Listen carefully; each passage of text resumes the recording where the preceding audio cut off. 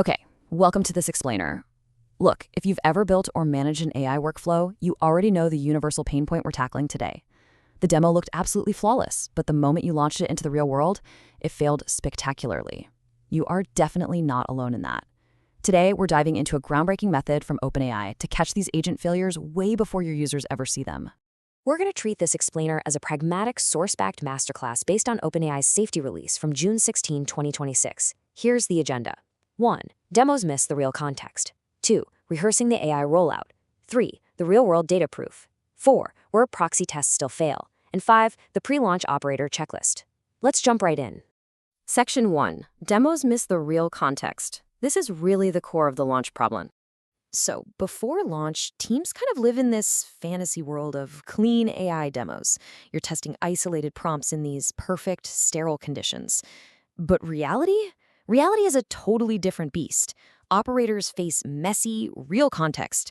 We're talking about convoluted user histories, unpredictable background tasks, complex permission structures, and just weird tool sequences that literally no one could have anticipated in a clean and testing environment. Which brings us to a pretty harsh truth. Quote, "The hard part of shipping agents is not the demo. It is catching the weird behavior before launch day." And wow, does that hit the nail on the head? We desperately need a structured way to find those novel, unexpected failures before real users encounter them and completely lose trust in our systems. Moving to Section 2, rehearsing the AI rollout. What exactly do we mean by simulation? So the crucial point here is that deployment simulation is exactly what it sounds like. It's replaying past conversations in a privacy-preserving way with a candidate model pre-release to estimate failure rates. Think of it like a massive dress rehearsal.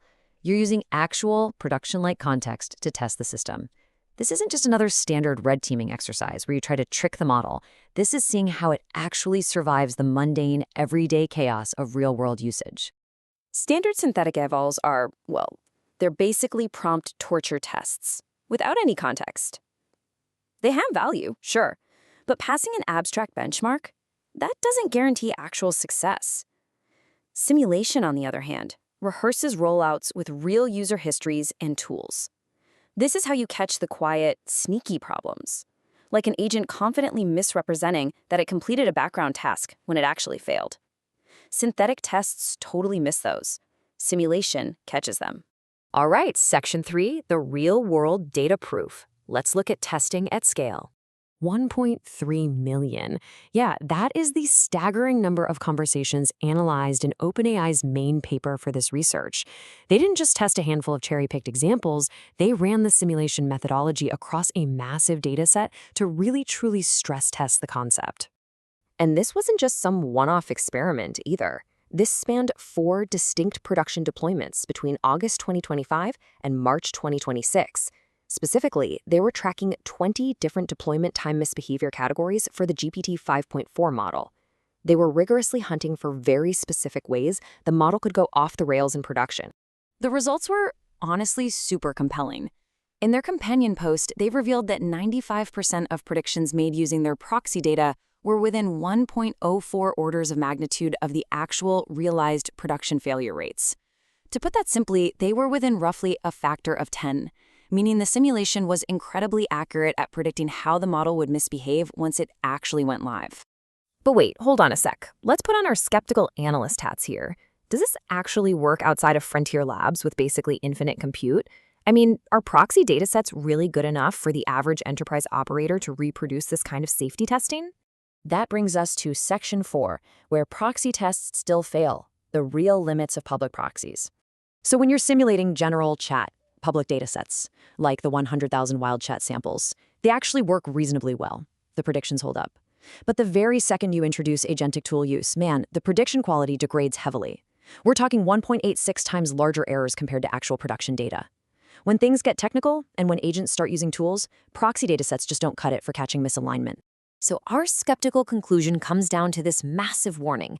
Stale, incomplete, or overcleaned test data literally means you will miss the exact failures you care about most. Realistic context is completely non-negotiable here. If you try to cut corners on the quality and realism of your dataset, you are actively sacrificing the safety of your deployment. Okay, taking our analyst hats off, let's hit Section 5, the pre-launch operator checklist, how to test like production. Now, what's really interesting about this side is how you map out permissions. Think of your agent permission board as a strict quarantine zone. In draft mode, you replay real tickets, you actively log failures, and absolutely everything requires manual human approval. You never, ever allow live mode, with autonomous sending and those terrifying live database writes, until draft mode proves the system is overwhelmingly safe. Let's move on and see how this builds into your definitive 4-step deployment cycle for literally any enterprise AI launch. Step 1. Sample realistic context from actual operations. Step 2. Replay that context entirely in draft mode. Step 3. Grade the failures rigorously. And Step 4. Gate all live permissions until your failure rate is absolutely predictably boring. Let's ground this with some concrete pilot examples, okay? If you're launching an email triage agent, you've got to run it on 1,000 historical, already resolved emails first. See if it flags the right priority. Or if you have a finance research assistant, have it draft summaries of last quarter's earnings before you ever let it touch this quarter's live data. You must run historical tasks first to catch the model's bad assumptions before real paying users have to rely on them. For instance, consider an educational workflow asset, like Howard's Side Hustle Command Center, which, full disclosure, is just an educational Etsy product and absolutely not financial advice or an income guarantee. But if you were building an AI dashboard like that, you would keep it in draft mode first. You would run historical planning scenarios through it to verify every single AI assumption and calculation before letting a user map out their actual business plan on it. And this brilliantly illustrates the choice every AI operator ultimately faces. On one hand, you have the comforting fantasy of a strong benchmark score on a synthetic test.